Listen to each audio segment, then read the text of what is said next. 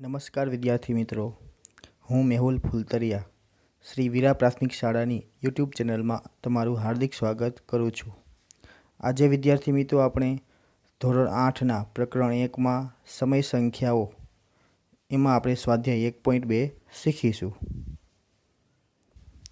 તમે અગાઉ સંખ્યા રેખા પર પ્રાકૃતિક સંખ્યા, પૂર્ણ સંખ્યા, પૂર્ણાંક સંખ્યા અને સમય સંખ્યાનું નિરૂપણ કરતા શીખી ગયા છો. પ્રાકૃતિક સંખ્યાની વાત કરીએ તો પ્રાકૃતિક સંખ્યા એટલે બધી ધન સંખ્યા, ધન પૂર્ણાંક. તમને ખબર જ છે ધન પૂર્ણાંકની શરૂઆત 1થી થાય છે. તો આપણે સંખ્યા રેખા ઉપર દર્શાવવા માટે 1થી જમણી બાજુ અનંત રીતે વિસ્તરેલી છે. અહીં સંખ્યા રેખા એ 1ની માત્ર જમણી બાજુ જ અનંત રીતે વિસ્તરેલી છે. હવે પૂર્ણ સંખ્યાની શરૂઆત 0થી થાય છે. તો અહીં સંખ્યા રેખા એ 0ની માત્ર જમણી બાજુ જ અનંત રીતે વિસ્તરેલી છે. 0ની ડાબી બાજુ કોઈ સંખ્યા હોતી નથી. હવે પૂર્ણાંક સંખ્યાની વાત કરીએ તો પૂર્ણાંક સંખ્યામાં ધન પૂર્ણાંક, ઋણ પૂર્ણાંક અને શૂન્ય પણ આવે છે. એટલા માટે તેને દર્શાવવા માટે 0ની બંને બાજુ અનંત રીતે વિસ્તરેલી છે. હવે સંખ્યા રેખા 4 અને 5નું ઉદાહરણ જોઈએ તો સમય સંખ્યામાં સંખ્યા રેખા પર દર્શાવવા માટે આપણે બે પૂર્ણાંક સંખ્યાની વચ્ચે અસંખ્ય સમય સંખ્યાઓ આવી શકે છે. અહીં એક ઉદાહરણ આપેલ છે.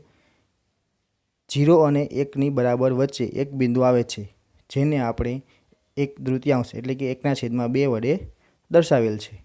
અહીં વિદ્યાર્થી મિત્રો 0 અને 1ની વચ્ચે એક મધ્યમાં બિંદુ આવેલું છે 1/2. અહીં 1/2 હોવાથી 0 અને 1ની વચ્ચે એક સરખા આપણે બે ભાગ પાડીશું. એમાં વચ્ચેનો ભાગ એટલે 1/2. તો સંખ્યા રેખા 5ની વાત કરીએ તો સંખ્યા રેખા 5માં 0 અને 1ની વચ્ચે એક સરખા 3 ભાગ પાડેલા છે. તો પહેલો ભાગ 1/3, એ રીતના બીજો ભાગ કયો હશે 2/3 અને ત્રીજો ભાગ 3/3 એટલે 1. 0 અને 1ની બરાબર વચ્ચે એક બિંદુ આવે છે જેને આપણે 1/2 વડે દર્શાવેલ છે. જે આપણે અગાઉ વાત કરીએ પ્રમાણે 0થી 1ના 3 સરખા ભાગ કરે છે જેને આપણે 1/3 વડે દર્શાવેલ છે. હવે એક ઉદાહરણ લઈએ તો 1/8 સંખ્યાને સંખ્યા રેખા પર દર્શાવવા માટે 0થી 1 વચ્ચેની સંખ્યા રેખાના એક સરખા આપણે 8 ભાગ કરવામાં આવે છે. 1/8 આપણે દર્શાવવું હોય તો છેદમાં 8 હોવાથી એક સરખા આપણે 8 ભાગ કર્યા. તો તમે જુઓ તો પહેલો ભાગ 1/8, બીજો ભાગ 2/8, ત્રીજો ભાગ 3/8, એ રીતના ક્રમશઃ આગળ બિંદુ દર્શાવેલા છે. હવે એ જ ઉદાહરણને આપણે થોડુંક વિસ્તૃતથી જોડીએ. 1/8નું સંખ્યા રેખા પર નિરૂપણ કરો. તો 1/8ને સંખ્યા રેખા ઉપર નિરૂપણ કરવું હોય તો સૌપ્રથમ આપણે અહીંયા જોશું કે છેદ કરતાં અંશ મોટો છે. એટલે આપેલ જે સંખ્યા છે 1 કરતાં કેવી છે?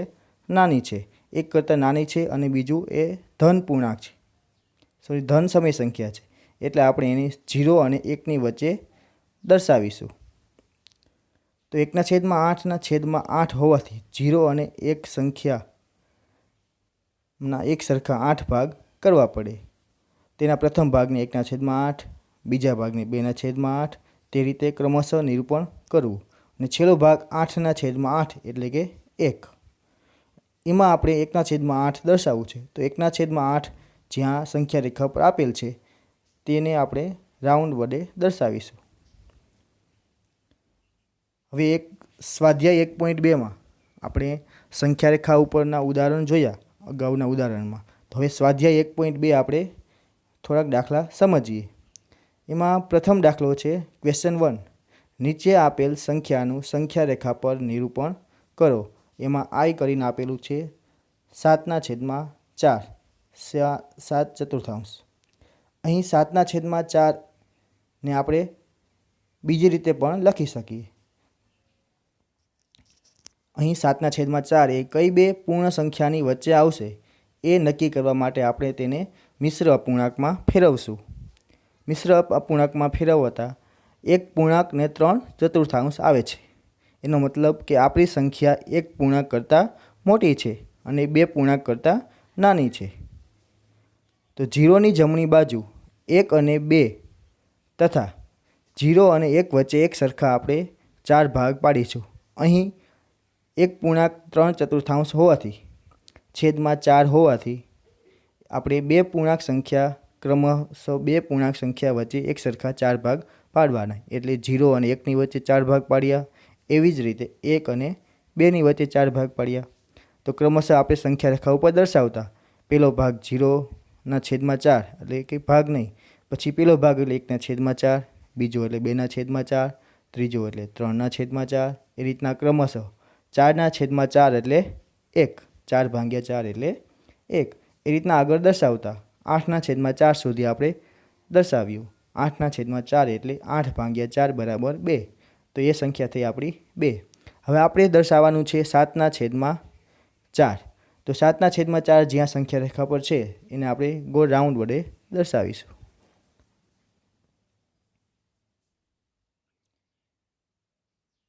એમાં ડબલ લાઈન કરીને છે -5/6. હવે અહીં ઋણ પૂર્ણાંક આપેલ હોવાથી આપણે શૂન્યની ડાબી બાજુ પર સંખ્યા દર્શાવીશું. અહીં અંશ કરતાં છેદ મોટો હોવાથી આપેલ સંખ્યા 1 કરતાં નાની થશે. એટલે કે આપણી જે સંખ્યા છે એ -1 અને 0ની વચ્ચે આવશે. બીજું કે છેદમાં 6 હોવાથી આપણે -1 અને 0 વચ્ચે એક સરખા 6 ભાગ પાડીશું. તો આપણે શરૂઆત આપણે શૂન્ય તરફથી -1 તરફ કરવાની છે.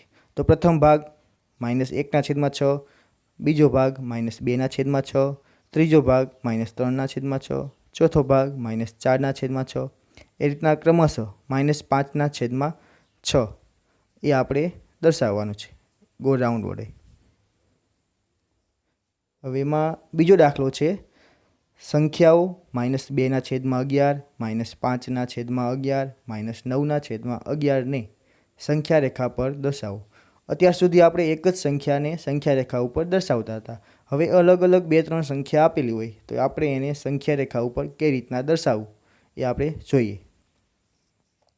અહીં ત્રણેય સંખ્યાના છેદમાં 11 હોવાથી આપણે છેદ મોટો છે એટલા માટે -1 અને 0ની વચ્ચે આવશે. એટલે -1 અને 0ની વચ્ચે એક સરખા 11 ભાગ પાડીશું.